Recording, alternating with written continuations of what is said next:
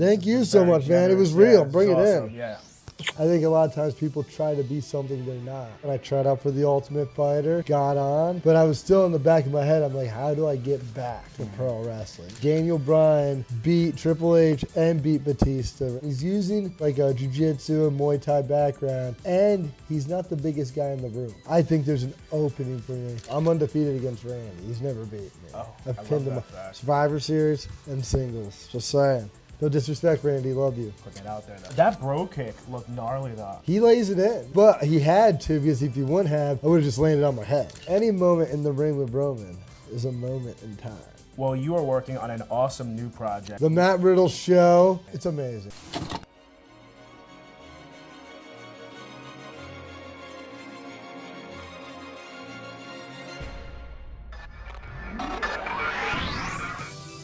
Rewind, recap, relive. Woo! That's what the world is watching. Ladies and gentlemen, R3 Jonah here in Las Vegas with my guest, the original bro, MLW World Champion, Matt Riddle.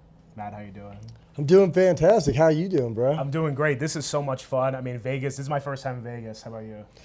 No, I've been to Vegas. I actually had my first fight in Vegas. I was on the Ultimate Fighter, and they filmed it right behind the palms in like a warehouse.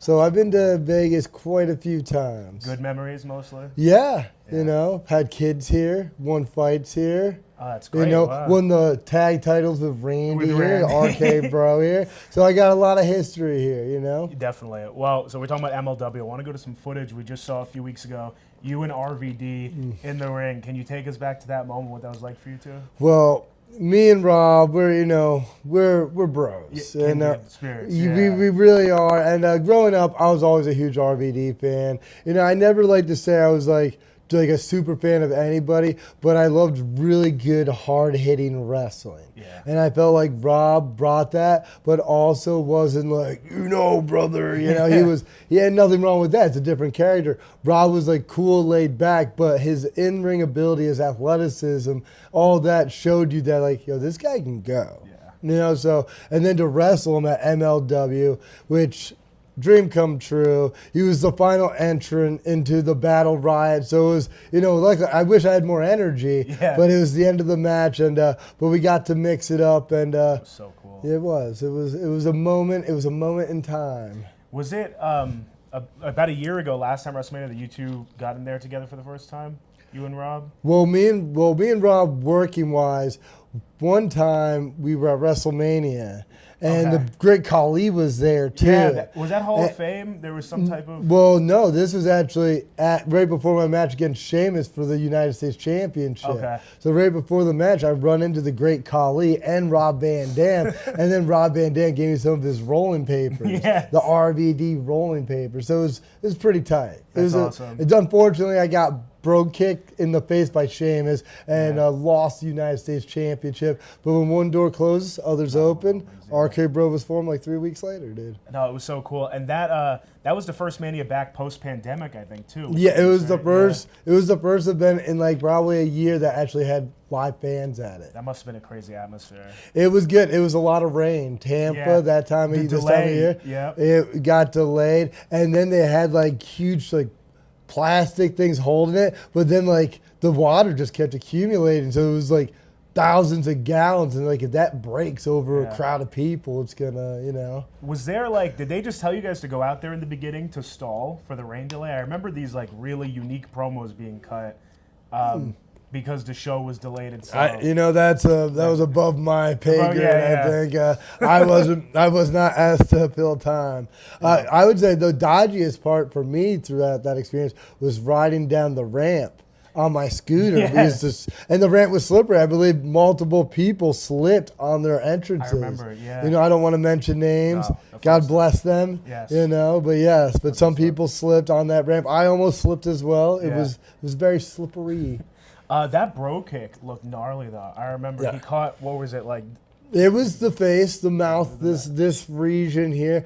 So before we did that, I suggested it. Okay. And Sheamus is like, "Are you Maddie?" He always calls me Maddie. Not a huge fan of being called Maddie, but it's Sheamus, and I really like Sheamus, so he calls me Maddie. And I suggested this, and he goes, "But how are you going to protect yourself?" And I'm like, "It's WrestleMania, dude. It's like, we're good." Yeah. And he's like, "Are you sure?" And I'm like, "Yeah." And he lays it in, you know, Yeah. but he had to, because if he wouldn't have, I would have just landed on my head because I was upside down. So I needed him to kick me in the face to rotate my body all the way around. Okay. That You momentum. know? It looked great. So yeah. he couldn't not Yeah, lay exactly. it in. He No. had to. Well, I want to take it back for you, your journey to WWE, because I feel like it is so unique coming from UFC, going to WWE. Can you talk about making that jump and how it all came about? Yeah, you know, honestly, growing up, I was a huge pro wrestling fan. That's why I kind of started amateur wrestling, because a lot of the guys that I watched, you know, like I know Owen Hart. I know a lot of the Harts did amateur wrestling. I know Kurt Angle was an Olympic gold medalist. A bunch of them did that. So I started doing that, and then I started wrestling in college. And when I was in college, I already watched MMA, but I was still more into pro wrestling. That's what I wanted to do.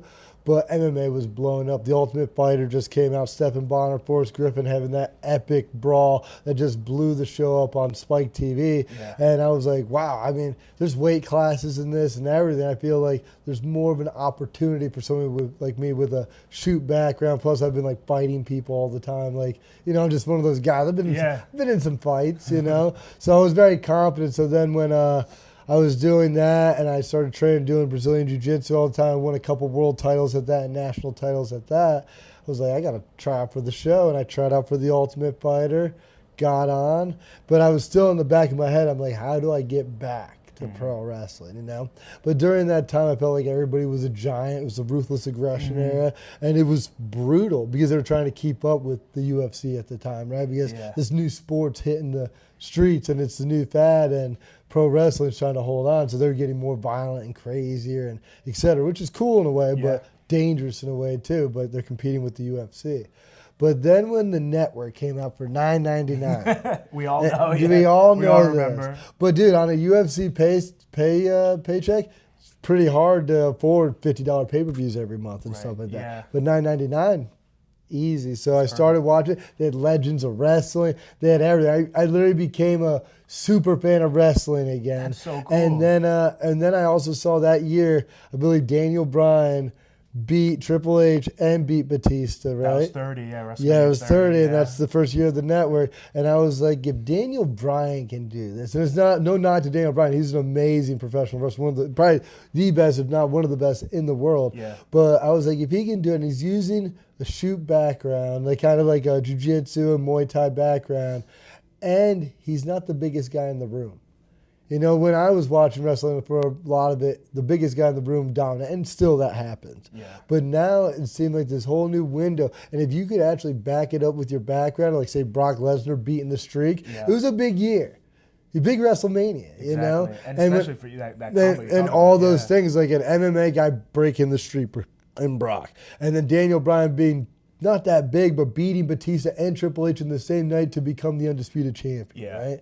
And you're just like, I think there's an opening for me. And I called a couple of friends, and I go, what would you guys think if I started pro wrestling? And they were like, dude, it'd be stupid if you did. And that was it. And that was it. Yeah. From there on, I sold my house in Vegas. I moved to Pennsylvania, where my family lived, but there was a lot more wrestling on the East Coast than the West Coast, right? Yeah. So I moved out there and started training at the Monster Factory, wrestling everywhere, training at ROH Dojo, CZW Dojo, you name it. I went there. I went to the Legends of Wrestling camp in North Carolina. Almost got in a fight with Phil Baroni there. Oh, shit. Yeah, Phil Baroni's actually in jail in Mexico for murder. So, side note. Fought him before. That's crazy. Yeah, oh yeah. Wow. You know, things like this happen. Pro wrestling's wild. So is MMA. Yeah. And if you combine them, it gets really crazy. And I feel like that, you just told you took us through that journey. That it leads to your great style you have in the ring, because I think you have one of the most unique styles I've ever seen when you step into the ring. Thank you. That combo. Did you feel like, were you getting compliments early, or were people talking about it as soon as you started in WWE? All that like uniqueness that went into Matt Riddle? Well, the uniqueness, yeah, but I didn't get to WWE right away. I had to grind on the indies. And I feel like when I first started, when you first start wrestling, especially being an MMA guy, I've done MMA for so long, say I want to do the pro wrestling moves. Yeah. But the thing is, I just started pro wrestling, and I don't do them at the level of Ricochet or Will Ospreay or the good Seth Rollins, all these guys that are killing it. I'm like, I can't do the moves like they do them. It's like, there's a little sloppy. Yeah. But when I do the MMA, I crush, right? Because I can throw kicks. I've knocked people. I can do flying knees. I can do flying arm bars and all that stuff. So when I added that element, and then say, for example, I don't like to run ropes. Every match you'll see, probably this weekend, people are running, dipping, and diving. You might see me run twice the whole match, right? And I do that because now I'm different. You know, also the look. Everybody's decked head to toe, face, pay. They come out and do some crazy flip or taunt. I just come out and go, ha, you know, like, nah, less is more sometimes, you know, especially in entertainment, you know. Yeah. I think a lot of times people try to be something they're not when, like, you know, it's way easier. The best actors, Will Ferrell's Will Ferrell, and he plays Will Ferrell, even if he's a serious version or a funny version, right? Yeah. But that's the value. People want to see that. You know, unlike, say, like a Leonardo DiCaprio or somebody that can play a range, or Tom Hanks or something like that. You know? That laid back persona you're talking about, that you know, you've crafted, and one of the reasons I feel why you are so unique and stand out. Do you think it's been misunderstood over your time, like joining different companies? Well, it depends, and it depends on what a company wants from me. So say, like, on the indies, I'm more of like the UFC NXT version character. I'd say I'm not like, WWE version of me is kind of dumb, right? But funny. Like you'll be like, watch your back, and I'll be like, and I'll look at my back, and I fall for things, and I'm a little goofy, and I trust everyone, you know, and I'm always happy. Nothing really gets me mad, right? Unless you say something crazy, right? So that was kind of the WWE version. For the most part, especially under Vince's eyes, right? But like, and then say on the indies, it's more so in the NXT, it's more of like my UFC background. This guy's a savage, you know. He's won a bunch of fights. He's broken people's jaws, eye sockets, like arms. Like, I've done it all. I've gotten multiple Fight of the Nights, this, that, and the other thing. And I'm one of the best professional wrestlers in the world. Yeah. So I think there's just two different versions, two different characters, and depends on how the company wants to use me. Some companies are like, hey, can you come in and ride your scooter? You know, other companies are like, come in, you're challenging the champion, you know. And then you have to put on a different one, So, what Matt Riddle are we seeing now in MLW? The MLW, bro, it's a mix, which is nice. And I think this is where I have a lot of my own creative freedom, even though Court has a vision, MLW has a vision, and like I team up with, say, Tom Lawler. But it's a shoot. Like, if Tom's goofy, I'm goofy. But Tom Lawler has gotten submission of the night. He's fought in the UFC a bunch. Guy's a savage. And so am I. We've both been on the Ultimate Fighter, so we all have that connection, but we are also pro wrestlers, right? So I feel like with that, it's best of both worlds, because we get to be goofy, we get to be fun, but we're also like two of the most legit dudes in the room. You know, and we're teaming up, so it's pretty tight. Plus, they give me great opportunity. I think my first match with MLW when I signed with them again was Jacob Fatu. And that was my first match. Like, literally, January, I finally can wrestle again after my 90 days. Jacob Fatu, and what's he doing now? Just crushing everybody on the main round. He basically just replaced me. No, truly, and he's about to show it right now. He has the singles opportunity on Mania, which is so cool. Yes. What was that like mixing up with Jacob Fatu, your first awesome. match? It was great. Awesome. We've brushed shoulders so many times, like in Tijuana in Mexico and other promotions in California, but we've been New Japan. We've been next to each other, but that was the first time we actually got to get in the ring and wrestle. And the guy's a stud. Those styles mesh well. The guy's a stud, dude. And when we knew we were wrestling each other, we wanted to go in, you know? Sometimes when you get matchups and you know you might not get it again for a while, that was one of them. That's so cool. Well, RKBro, I want to get into that. Yes. Take us how that started. Like you said, it was the opening of another door, so that's really cool. It was like a new opportunity for your new career. But did you and Randy hit it off pretty instantly? Well, funny enough, by this point, me and Randy have hit it off a little bit. Okay. But before this, me and Randy didn't hit it off that great. When Randy first, when I was there, I first made my debut on the main roster. I was in the locker room, and I was busy, like remembering a promo or something. And Randy came in. He was talking to a lot of people, but I didn't want to get up and like interrupt his conversations. He's very social with some of the boys, so you know, and so I didn't want to interrupt.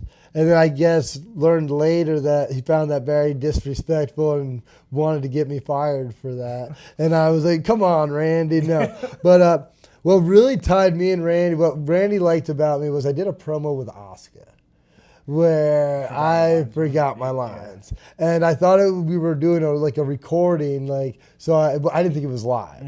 So I rolled down, I forget my lines, and I'm like, hey, Oscar, like Scooter, is there scooters in Japan? Like I start stuttering, I forget, I'm like, I forgot what I was saying, I roll off.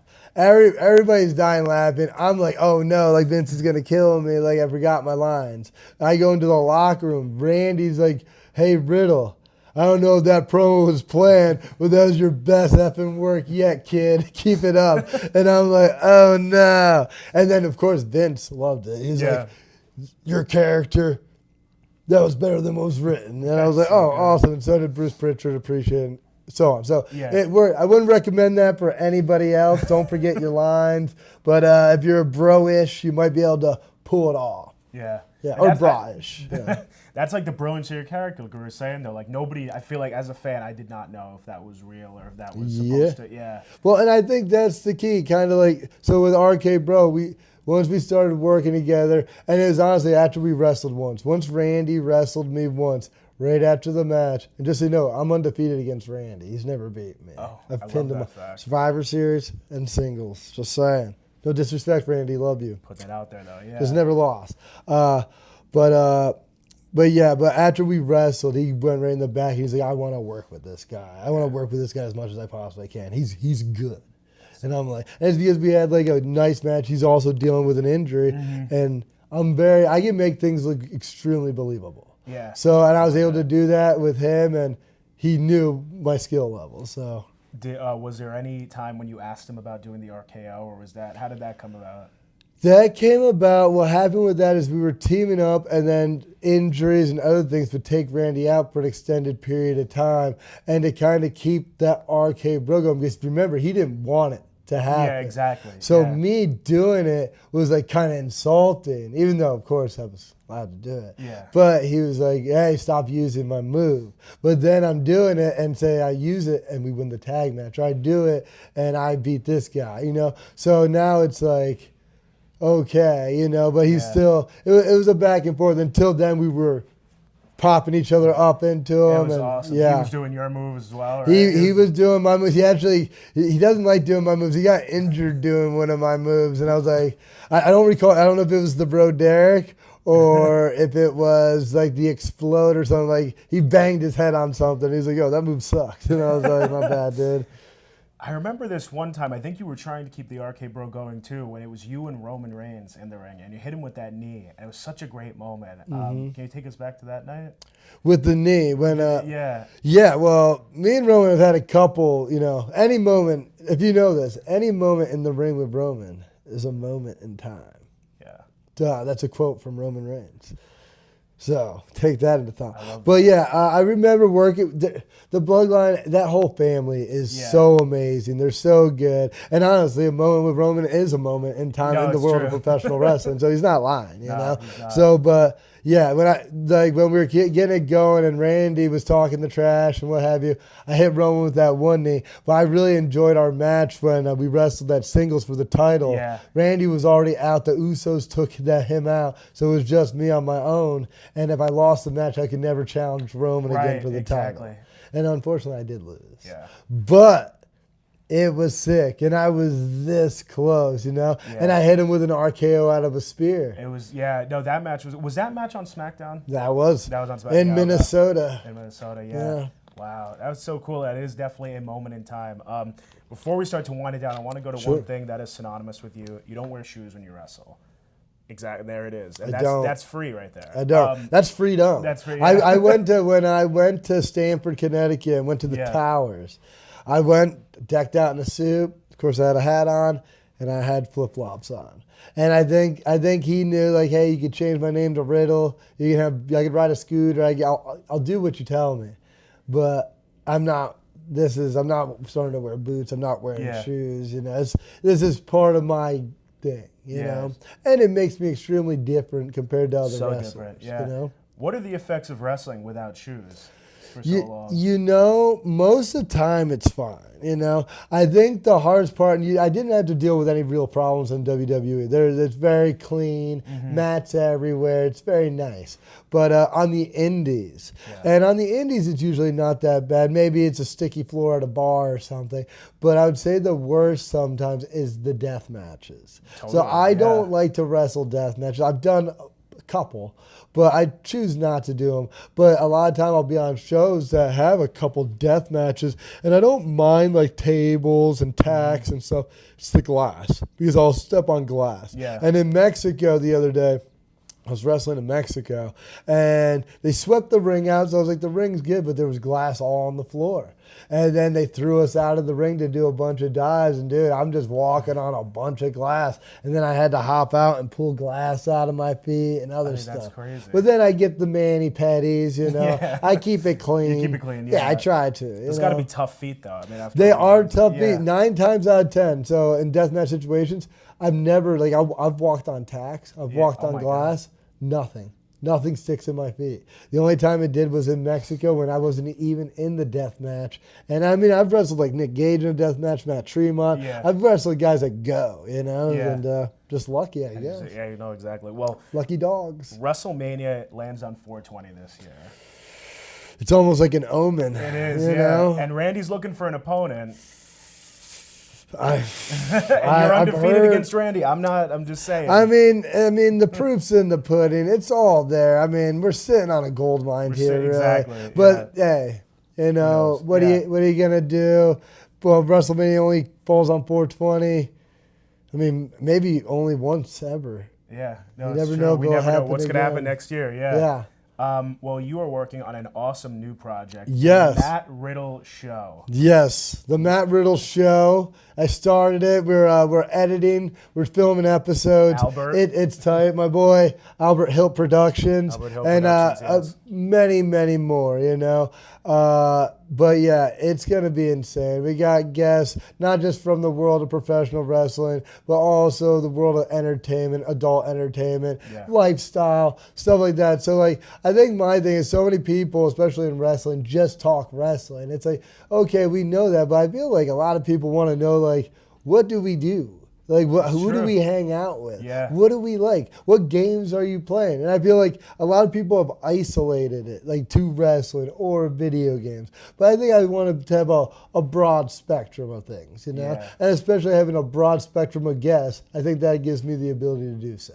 Totally, yeah. So, yeah. And you're great to listen to. I mean, just this short interview, but like all the interviews I always hear, you're a great storyteller. I can't wait for it. Well, I mean, if you go out there and live, by default, you end up with great stories. You know what I'm saying? Yeah. So get out there and live. That's it. Best thing you do is get out there and live. Do your thing. Don't live behind a screen. Do not. But watch this. But watch this. Just right watch now. this and then go out. And then go do something. Be somebody, dude. When does episode 1 drop? Do we know yet? Do we have a drop date? When we get back. Okay, yeah, we were going to throw out a rough edition, but I was like, you know what? Albert was do it right, especially for the kickoff. And it looks good. The set's tight, you know, and that's great. it's amazing. Is it here in Vegas? Is the set? No, the set's in Orlando. Okay. Cool. You know, I like to keep it stationary because we got an image. Yeah, exactly. You got an image to upload. Yeah. Well, Matt, thank you so much for your time. Thank you so much, man. It was real. Bring it in. Yeah.